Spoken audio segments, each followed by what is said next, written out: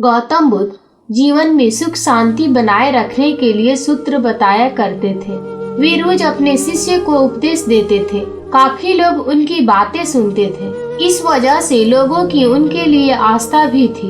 एक बूढ़ी महिला गौतम बुद्ध को बहुत मानती थी।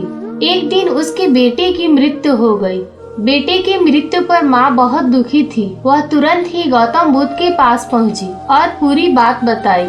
महिला ने कहा कि आप मेरे बेटे को फिर से जिंदा कर दीजिए। महिला बुद्ध को भगवान मानती थी। उसे लगता था कि वे उसके बेटे को जीवन दान दे सकते हैं। महिला की बातें सुनकर बुद्ध ने कुछ सोच विचार किया। सोचने के बाद बुद्ध बोले कि इसके लिए तुम्हें गांव के किसी एक घर से एक मुट्ठी सरसों के दाने लेकर के आने होंगे। लेकिन एक बात ध्यान रखना, घर ऐसा हो जहां कभी किसी का मृत्यु नहीं हुआ हो।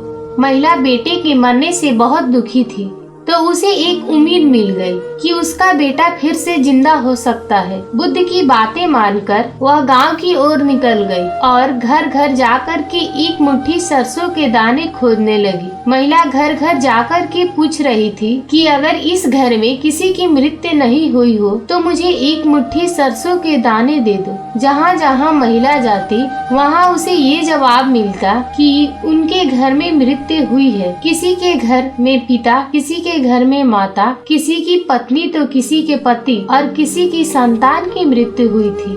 पूरे गांव में एक एक घर में महिला ने सरसों के दाने मांगे, लेकिन सफलता नहीं मिली। अंत में उसे समझ में आ गया कि बुद्ध ने उसे ऐसा करने के लिए क्यों कहा। महिला समझ चुकी थी कि मृत्यु अटल है और सभी को एक दिन मरना ही है। जब वह बुद्ध के पास लौट कर के आई तो उसका मन शांत हो चुका था। बेटे के मरने का दुख था, लेकिन उसकी व्याकुलता खत्म हो गई थी। इस प्रसंग में बुद्ध ने संदेश दिया है कि हर एक व्यक्ति की मृत्यु तय है, इसलिए किसी के मरने पर बहुत ज्यादा शोक नहीं करना चाहिए।